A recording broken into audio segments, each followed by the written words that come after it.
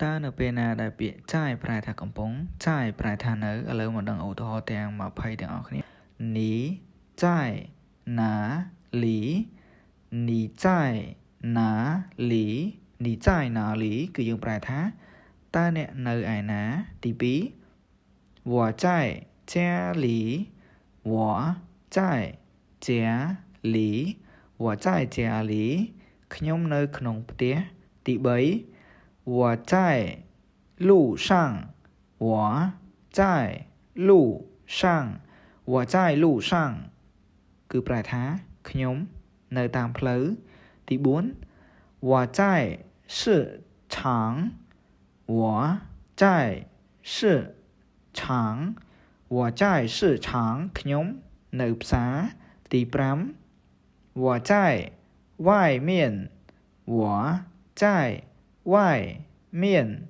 我在外面គឺយើងប្រែថាខ្ញុំនៅខាងក្រៅទី6我在工厂我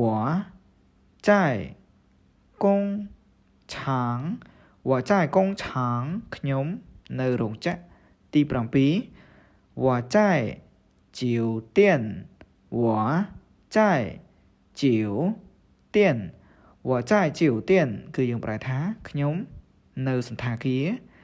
ទី8我在公司我在公司我在公司គឺយើងប្រែថាខ្ញុំនៅក្រុមហ៊ុនទី9我在学校我在学校我在学校គឺយើងប្រែថាខ្ញុំនៅសាលារៀនទី10我在银行我在银行我在银行គឺយើងប្រែថាខ្ញុំនៅធនាគារឧទាហរណ៍បន្ទាប់គឺនៅពេលដែលចាយប្រែថាកំពុងរកសកម្មភាពដែលនៅក្រោយពាក្យចាយគឺយើងបញ្ជាក់អំពីសកម្មភាពអញ្ចឹងពាក្យចាយយើងប្រែថាកំពុងឧទាហរណ៍ទី1គឺ我在上班我在上班我在上班គឺយើងប្រែថាខ្ញុំកំពុងធ្វើការ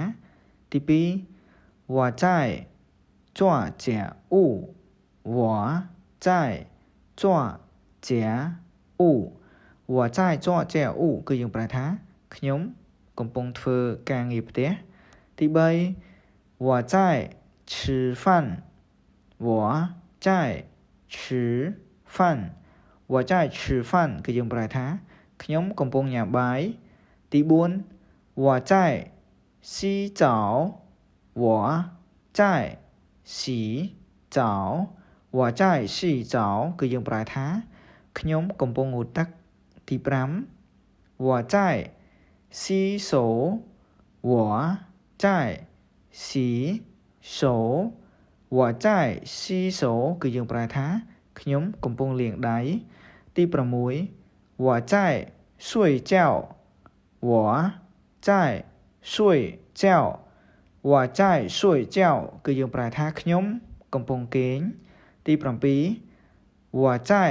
开车我在开车我在开车គឺយើងប្រែថាខ្ញុំកំពុងបើកឡានទី